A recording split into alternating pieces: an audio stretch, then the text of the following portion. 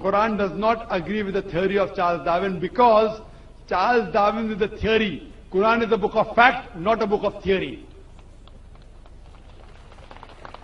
And if you read the book of Charles Darwin, The Origin of Species, it says that Charles Darwin went on the ship by the name of HMS Beagle, which went on an island by the name of Calotropis. And he saw birds pecking in holes and niches. Depending upon the niches the bird pecked, the beak became small and long.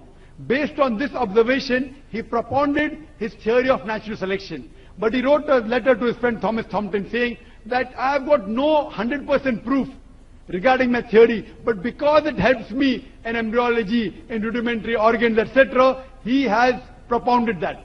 Otherwise, Charles Darwin himself agreed that there were missing links. That's the reason in school, if we had to insult someone, we used to say that if you were present during Charles Darwin's time, then his theory would have been proved right. Insinuating he looks like an ape. So this is just a theory, it is not a fact at all. I have not come across a single book which is called as the fact of evolution. All of these are theories of evolution. And furthermore, according to P.P. Grasset, he says it is letting our imagination run too wild just based on few vestiges that we are assuming that we have been evolved from apes. Today, science has found 4 waves. The Cro-Magnon, Neanderthal man. The first is Australopithecus from the Ice Age. Then Cro-Magnon, Neanderthal man. All these, what science has found, there is no link between them. And there is no proof that we have been evolved from ape. And according to Francis Crick, who is an expert in molecular biology, he says it is absurd just based on DNA to assume that our forefathers were apes.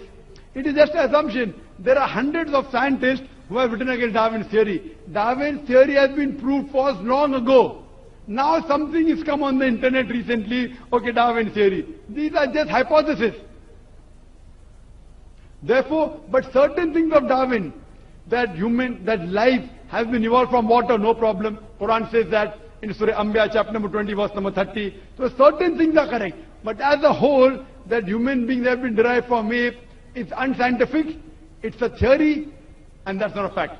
Hope that answers the question. Let's go back in time. How did the stars end up getting Arabic names? We have to go back 1,000 years to Islam.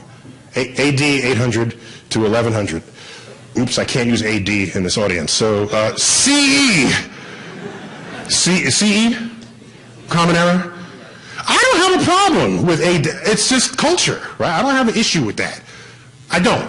I'm sorry, okay? I'm okay with that. I'm okay with saying, oh my God. I'm okay with that, all right? I like listening to Handel's Messiah, okay? I think it's beautiful music. So, but there's more about that. We'll get more in a minute. So, what happened in Islam? Islam, the crossroads. While Europe was disemboweling heretics in Baghdad over that period, were the crossroads. There were Jews, Muslims, Christians, doubters. They weren't, the word atheist didn't exist back then. They were all sharing ideas. Great advances were made in engineering, astronomy, mathematics. These 3 words are Arabic words: algebra, algorithm. Our numerals are called Arabic numerals. Those are the numerals we use. All traceable to that period because they basically invented algebra there. Okay? That went on until the 12th century. You read history books, they say, oh, the Mongols sacked the libraries in Baghdad, and there'll be explanations. What they tend to leave out was another force at work, and that was the efforts of this man, Al-Ghazali, who was a Muslim cleric, who was to Islam what St. Augustine was to Christianity. What he did was he took all these ways people were practicing Islam, put them together, codified it, said, this is what you need to do to be a good Muslim. Okay, just as what Augustine did, which included how to exactly burn the witches, that kind of thing. So it was all in there.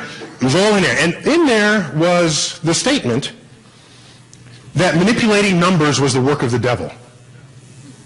And that cut out the kneecaps of the entire mathematical enterprise of that period, because he gained cultural power and political power with his philosophies. And you know something? Islam has not recovered from that since. And there have been times when it has risen to great cultural force. In Spain, Islam rose to great cultural heights. No scientific or engineering discoveries in that period. It's tragic. How many Muslims in the world? There's 1.3 billion. Billion.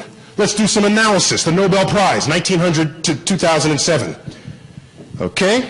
Let's take a look at how many Nobel Prizes were won by the Jews. How many Jews are in the world? 15 million tops? Let's take a look. Doing it for the sciences, of course. Biomedical chemistry, physics, economics. 25%, 1/4 of all Nobel Prizes in the sciences have gone to Jews. I saw two people in the back going a high five back there. The Jews did not invent the high five, okay? I just want to make that clear. Let's understand that one, okay? Do something else. Just No, we're happy to share the high five with you. Let's look at practicing Muslims. Are you ready? Here we go. 0, 0, 1, 1. And in fact, the one in physics was a Pakistani Muslim, not a Middle Eastern Muslim. And if you count economics as a science, it's like 1, 1.5, 2, 0.3% of the total. You want to look at the relative impact? Relative impact, here it goes. The Jews have won 80 times more Nobel Prizes than the Muslims, and they are 1/80th of that population.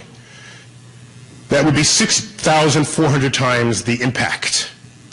I lament, I celebrate the Jews, but I lament what might have been discovered had 1.3 billion Muslims had the cultural drive to discover as what happened 1,000 years ago. If that had been the case, they'd have every Nobel Prize. If that tradition had continued, but it is gone. It's not there.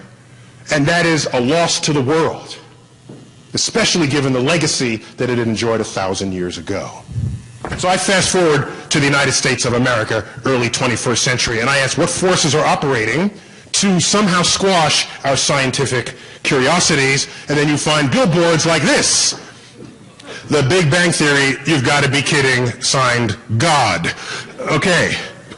Now maybe we should be impressed that somebody actually spent money to pay for the billboard. Well, here's one. Here's a bumper sticker.